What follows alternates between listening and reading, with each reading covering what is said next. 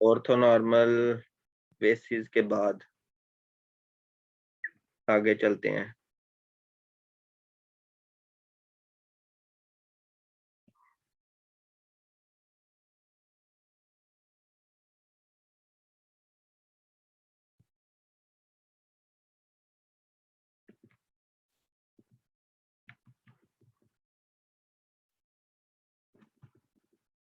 आवाज आ रही है सबको?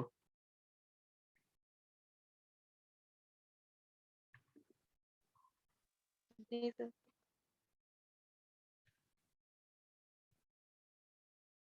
ठीक है।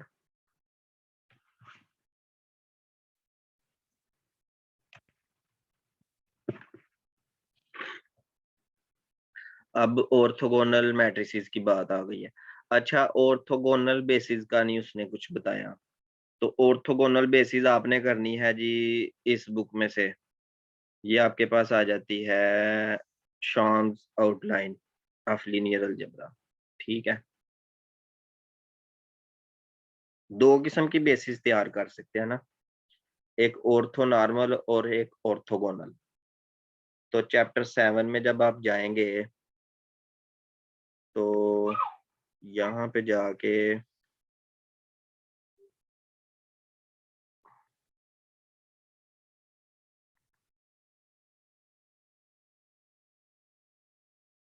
इसमें से एक क्वेश्चन आया था पीपीएससी 2020 में, और ये बेसिस इन्हीं में से आया था जो मैं आपको बता रहा हूँ ना, ऑर्थोगोनल और ऑर्थोनॉर्मल। अभी मेरे ज़हन में नहीं आ रहा कि वो कौन सा क्वेश्चन था। तब तो चले देखा था तो 1-2 दिन याद रहा था। ये ऑर्थोगोनलाइजेशन प्रोसेस। तो ये एक बेसिस है। देखिए सेम वही चीज है। ये बेसिस है, इस बेसिस को यूज करके न्यू बेसिस आपने तैयार कर लिया ये। ठीक है, ये पेज नंबर 244 पे होगा। न्यू बेसिस तैयार करने का तरीका ये है कि इसकी पहली बेसिस, असली बेसिस को न्यू बेसिस वाले पहले वेक्टर के इक्वल लेट कर लो, मतलब W1 के इक्वल लेट कर लो। फिर W2 का फार्मूला है V2 माइनस V2 का W1 से इनर प्रोडक्ट, और नीचे जो डिवाइड करेंगे ना डिनोमिनेटर, वो W1 का इनर प्रोडक्ट और दोबारा से W1, जो W1 पहले आपने गेट किया होगा V1 को इक्वल रख के, तो आपके पास W2 आ जाएगा। फिर W2 को और W1 को यूज करके V3 जहां भी यूज करना है, जितनी इनकी तादाद होगी उतने ही जो न्यू सेट होगा ना ऑर्थोगोनल बेसिस तैयार हो जाएंगी। ठीक है। तो ये आपके पास जो फार्मूला आ गया है, आपने इन फार्मूलाज के जरिए जब तैयार कर लेंगे, मेरा ख्याल है कि ये दूसरा फार्मूला उसने पूछा हुआ था कि ऑर्थोगोनल बेसिस तैयार करते हुए W2 किसके इक्वल होगा। बात समझ रहे हैं ना? अब W2 के फार्मूलाज कैसे कैसे हो सकते हैं, देखिए W2 को आप ऐसे भी कह सकते हैं ना। पहले वो ये कह सकता है कि W1 जो है ना वो V1 के इक्वल है। जब उसने W1 को V1 के इक्वल कहा हुआ है तो W2 का फार्मूला आप यही तैयार करेंगे। हाँ, वो ये भी कह सकता है कि यहाँ पे वो ये यूज कर सकता है, जैसे V2 है फिर माइनस V2, और फिर यहाँ पे वो क्या कर सकता है, V2 का इनर प्रोडक्ट ले लिया V1 से। अब आपको पता है कि V1 W1 के ही इक्वल था, लेकिन यहाँ पे आपने W1 पढ़ा था, लेकिन ये जरूरी नहीं कि आप इसको W1 ही लिखें, क्योंकि W1 V1 के इक्वल है तो ये V1 भी आप लिख सकते हैं इस तरह से। ठीक है, तो इस तरह घुमा फिरा के भी पूछा जा सकता है। तो ये फार्मूला शायद आया था। तो ये सारा प्रोसेस करने के बाद जो आपके पास नया सेट बनेगा, ये वाला W1 W2 WN तक, ये ऑर्थोगोनल सेट होगा। इसके हर दो वेक्टर्स आपस में ऑर्थोगोनल होंगे। ठीक है, अब हम आगे चलते हैं। अब आगे आपके पास आ गया जी orthogonal matrices. A square matrix A over R. Over R का मतलब है कि ए की जो एंट्रीज हैं वो रियल नंबर्स हैं, for which A transpose is equal to A inverse. अब ये कंडीशन है जब ए ट्रांसपोज ए इनवर्स के इक्वल होगा तब क्या होगा, ठीक है। जब भी कभी किसी मैट्रिक्स का ट्रांसपोज उसके इनवर्स के इक्वल आएगा तो उस मैट्रिक्स को हम क्या बोलेंगे, ऑर्थोगोनल मैट्रिक्स बोलेंगे, सीधी सी बात है।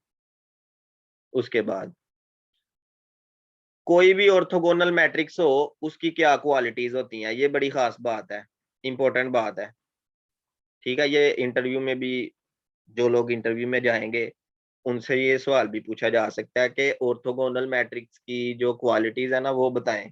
तो आपने कहना है कि जी अगर एक मैट्रिक्स ऑर्थोगोनल है तो उसकी जो रोज है, रोज, सारी रोज ले लें। जैसे ये मेरे पास एक मैट्रिक्स है, ये रो नंबर 1 है, ये रो नंबर 2 है, ये रो नंबर 3 है और ये रो नंबर 4 है। क्योंकि ये स्क्वायर मैट्रिक्स होती है तो जाहिर है कि इसके 4 ही कॉलम होंगे, ठीक है। ये मैंने 4 कॉलम और 4 रोज बना दी है। अगर इसकी रोज को लिखा जाए तो ऑर्थोनॉर्मल सेट बनेगा, और अगर इसके कॉलम को लिखा जाए तो भी ऑर्थोनॉर्मल सेट बनेगा, ठीक है। मतलब रोज और कॉलम्स, अब देखें ना कितने, कितना बड़ा कोइंसिडेंस है कि रोज, कोई सी दो रोज का इनर प्रोडक्ट करेंगे तो उनका आंसर 0 आएगा, और किसी एक रो का इनर प्रोडक्ट उसी के साथ करेंगे तो आंसर 1 आएगा, ठीक है। रोज का इनर प्रोडक्ट कैसे करना है, सिंपल सी बात है, जैसे 1 2 3 4 5 6 7 8 9 है, ठीक है। मिसाल के तौर पे आपने इनर प्रोडक्ट करना सीखना है ना कोई सी दो रोज का, तो इसका और इसका इनर प्रोडक्ट ऐसे ही होगा, 1 2 2 प्लस 4 5, सॉरी रोज का करना है ना, तो फिर हम करेंगे 1 का और 4 का। ये आ गया 4 प्लस 2 5 10 प्लस 3 6 और 18, ठीक है। तो ये आ जाएगा 28 32। तो ये ऐसे आप इनर प्रोडक्ट इन दो रोज का कर सकते हैं, पहली और तीसरी रो का भी कर सकते हैं। और जब कभी इनर प्रोडक्ट दो रोज का 0 आ जाएगा और सेम रो का उसी के साथ इनर प्रोडक्ट 1 आ जाएगा, तो आपने समझ जाना है कि ये ऑर्थोनॉर्मल जो है ना सेट तैयार हो रहा है रोज का, ठीक है। प्रूव करने की जरूरत नहीं है, बस इसको समझने की जरूरत थी। आगे चलते हैं।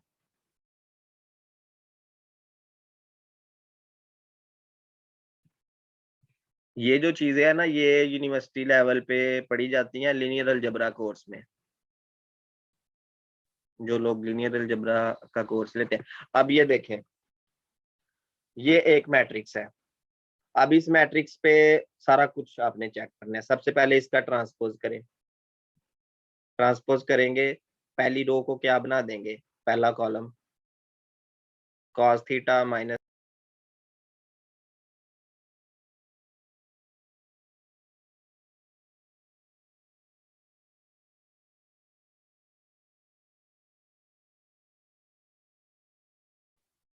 अच्छा जी आवाज आ रही है सबको, जी सर। पहले भी आ रही थी, नो सर। कब से नहीं आ रही थी आवाज। ये जब आप मैट्रिक्स लिखने लगे थे तब। नहीं नहीं, ये कितने मिनट पहले से आवाज नहीं आ रही थी। एक एक मिनट मिनट हुआ पहले। होगा। 1 मिनट हुआ होगा, जी सर। ठीक हो गया। चले हम बात कर रहे थे ट्रांसपोज की।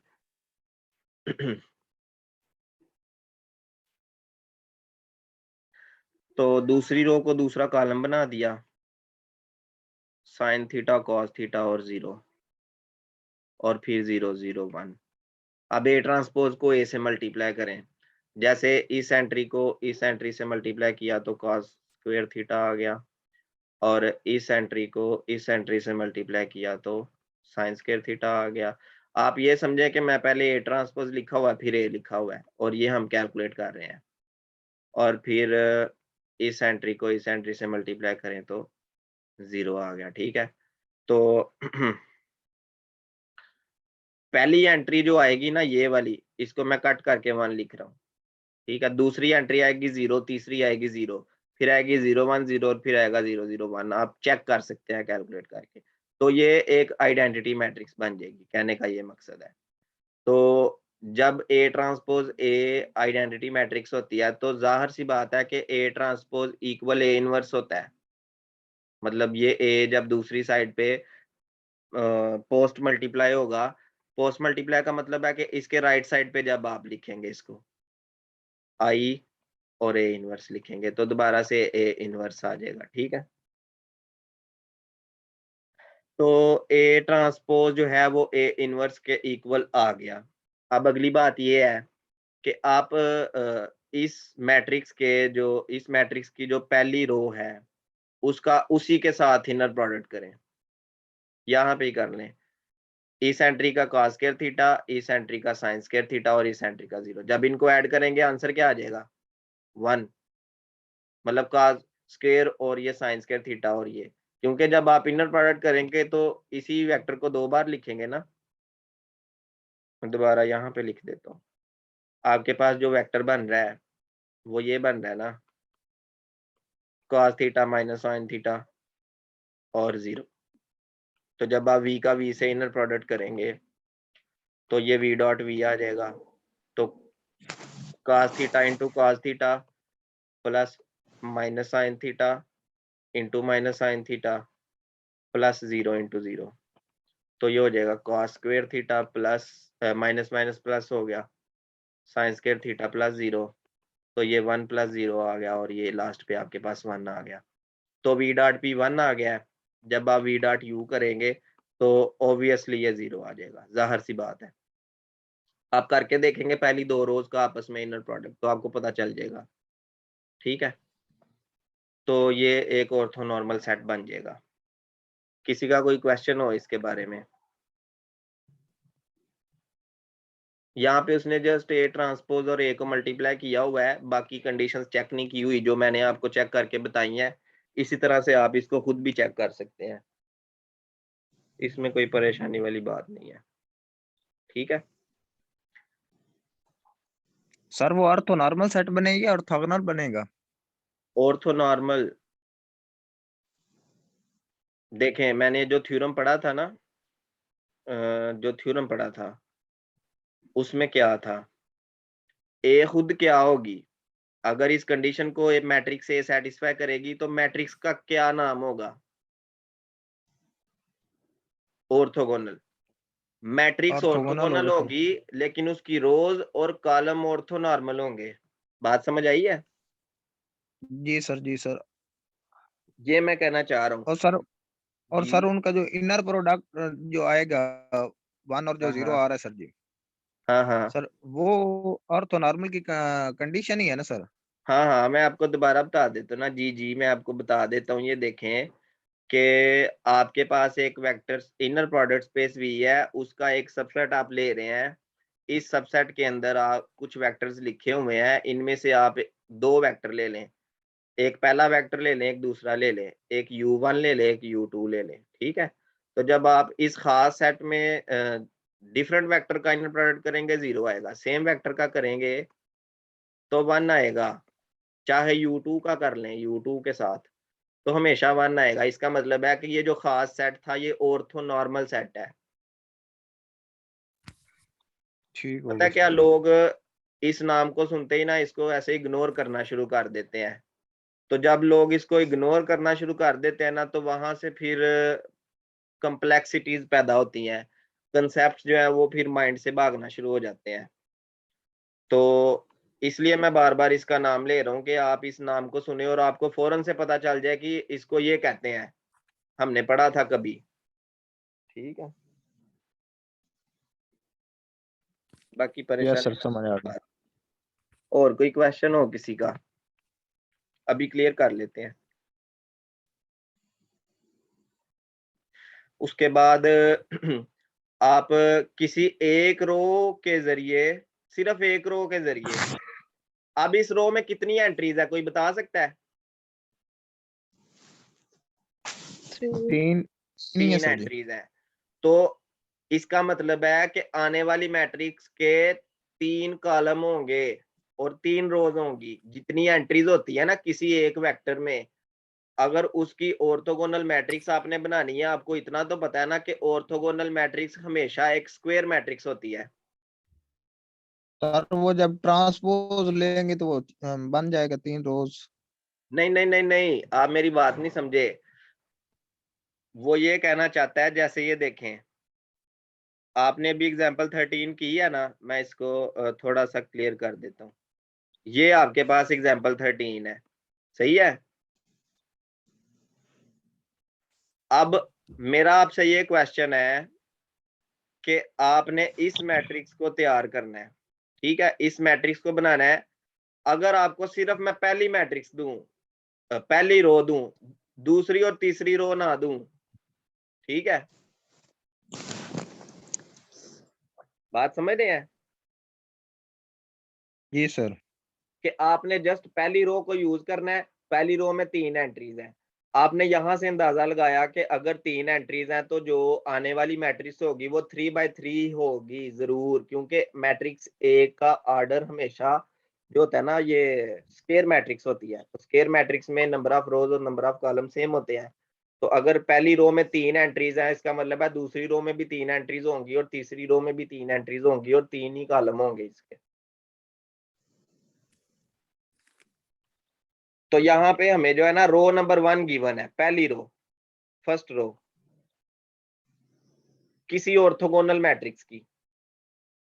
अब इस फर्स्ट रो को यूज करके आपने ऑर्थोगोनल मैट्रिक्स कैसे बनानी है। सबसे पहले नंबर पे आपने एक न्यू वेक्टर लेट कर लेना है, ठीक है, और जाहिर है जो आने वाला वेक्टर होगा वो ऑर्थोगोनल होगा या नहीं, ये बताएं।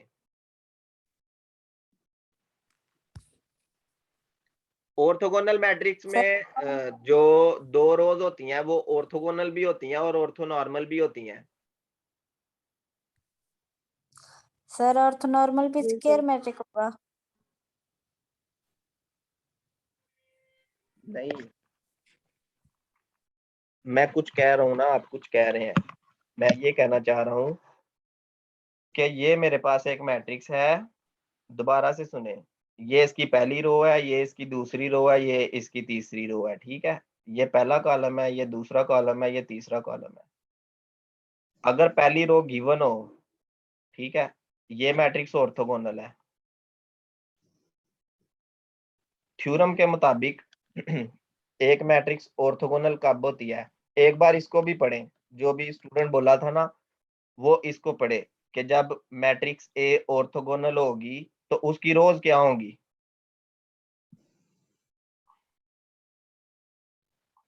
ऑर्थोनॉर्मल होंगी। ऑर्थोनॉर्मल में 2 चीजें आ जाती हैं, ऑर्थोनॉर्मल ऑर्थोगोनल भी होता है,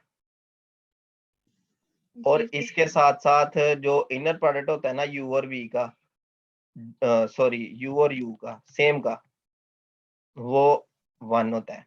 ये मतलब ऑर्थोगोनल और सेम का 1 और डिफरेंट का 0। बात समझ आई? जी सर।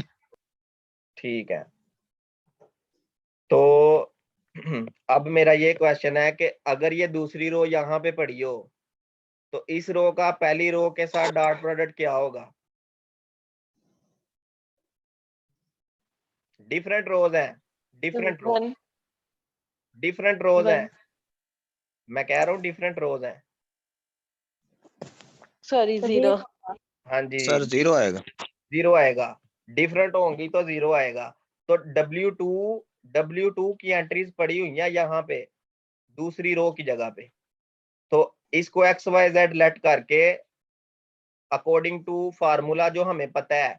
अब देखें, ये आपको ख्वाब तो नहीं ना आनी, आपने ड्रीम में तो नहीं देखना, आपको कहां से पता चला, आपको थ्योरी से पता चला, ऐसे ही है। ये सर। हाँ जी, तो ये बात आपको पता चली थी उस थ्योरम से जो आपने पीछे पढ़ा है, वो थ्योरम हमें यही कह रहा था। तो W2 यहाँ पे पुट करके इसको सॉल्व करेंगे, आपके पास ये आ जाएगा, ठीक है। तो क्योंकि एक इक्वेशन है तो इसमें अगर आप एक वेरिएबल को 0 ले लें तो बाकी दूसरे दोनों एक दूसरे पे डिपेंड कर जाएंगे। तो उसमें से अगर एक वेरिएबल को 1 पुट कर दें तो आपके पास जो है ना एक नया वेक्टर बन जाएगा, क्योंकि इक्वेशन जो है ना वो हर नंबर को सेटिस्फाई कर रही होती है। बात समझ आ रही है ना? देखिए, आपने राइट साइड पे 0 लेके आना है, अगर इसको 0 पुट करें, इसको 1 करें और इसको -1 करें तो 0 आता है कि नहीं? आता है। आपने ये पढ़ा था ना कि number of equation is less than number of variable, तो इनफाइनाइट सॉल्यूशन होंगे। जी बताएं, ये बात याद है सबको?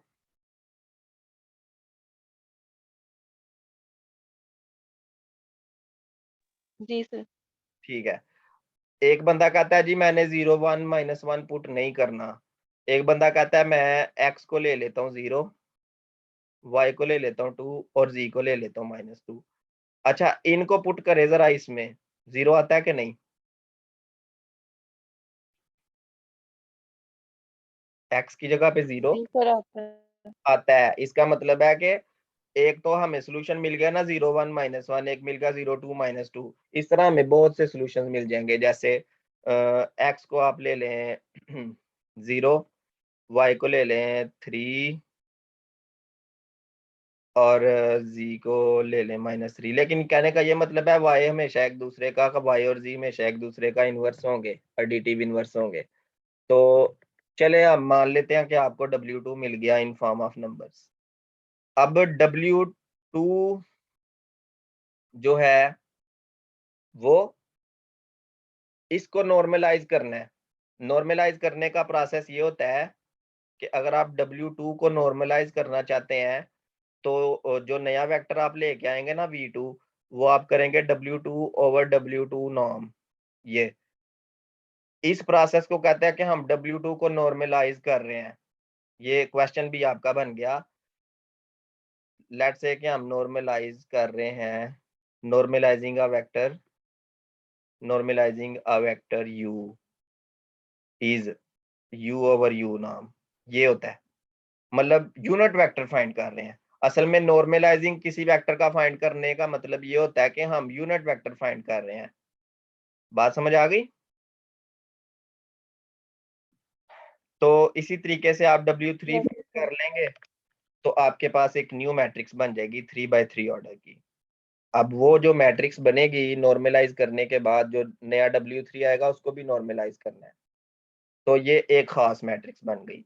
अब ये जो खास मैट्रिक्स है, अगर आप A ट्रांसपोज A करते हैं तो आइए आ जाता है, मतलब के A ट्रांसपोज A इनवर्स के इक्वल आएगा और ये 100% आएगा। ठीक है। दूसरी बात ये है कि इसकी कोई सी दो रोज का डॉट प्रोडक्ट करेंगे तो 0 आएगा। सेम रो का अगर आप उसी के साथ डॉट प्रोडक्ट करेंगे या सेम कॉलम का उसी कॉलम के साथ डॉट प्रोडक्ट करेंगे तो आपके पास आंसर क्या आएगा? 1 आएगा। तो ये सीधी सी बात है। अब वो कह रहा है कि मैट्रिक्स ए यूनिक नहीं हो सकती, क्योंकि देखें अभी मैंने आपको क्या बात बताई थी कि जो पहली इक्वेशन आपके पास आई थी उसके कितने सॉल्यूशंस थे? In fact infinite. तो उसके हर सॉल्यूशन को अगर रो 2 की जगह पे लिखा जाए तो एक न्यू ए मैट्रिक्स बनती जाएगी, और जितनी भी ए मैट्रिक्स बनती जाएंगी वो सारी क्या होंगी? ऑर्थोगोनल होंगी। तो जरूरी नहीं कि एक स्टूडेंट का आंसर कोई आ रहा है दूसरे का डिफरेंट आ रहा है, तो जाहिर है आप लोग भी कहीं ना कहीं पढ़ाएंगे या कुछ लोग पढ़ा रहे होंगे, तो आपने ऐसा नहीं करना कि आपने बुक से ही मैच करना है। ठीक है। आपने चेक करना है कि क्या आज इसका आंसर ये आया है, इसको हम चेक तो करें क्या ये सेटिस्फाई कर रहा है कंडीशंस को या नहीं। हाँ, अगर आप अपनी आसानी के लिए आप इस तरह से भी क्वेश्चन बना सकते हैं कि सबसे पहले आप क्या करें, फाइंड करें ऑर्थोगोनल मैट्रिक्स ए। ठीक है जी। एंड सेटिस्फाई थ्योरम, वो जो थ्योरम 13 था या थ्योरम 3 था शायद, जो भी है। तो बच्चों को जब आपने ये थ्योरम पढ़ाया होगा तो बच्चों को पता होगा कि थ्योरम में 3 कंडीशंस हैं, पहली दूसरी और तीसरी। तो वो तीनों कंडीशन को जब सेटिस्फाई कर रहे होंगे अपनी बनाई हुई मैट्रिक्स से, तो आपको आसानी हो जाएगी, फिर आपको चेक नहीं करना पड़ेगा और ऐसे किसी स्टूडेंट के साथ ज्यादती भी नहीं होगी। यस। ठीक है। चलें आगे चलते हैं। कुछ टीचर होते हैं ना, कहते हैं जी बुक के साथ ही मैच करके लाएं, जो मर्जी करें जी, हमें बुक वाले ही चाहिए आंसर। ऐसा नहीं होता।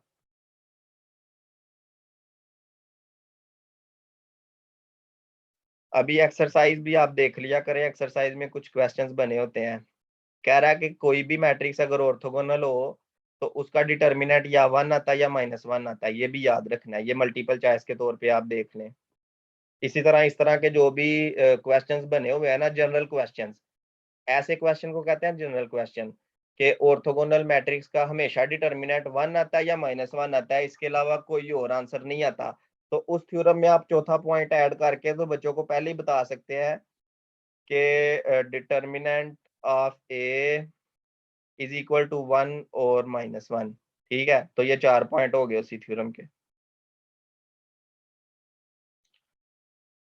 क्योंकि ये हमेशा ट्रू रहता है। ठीक है जी।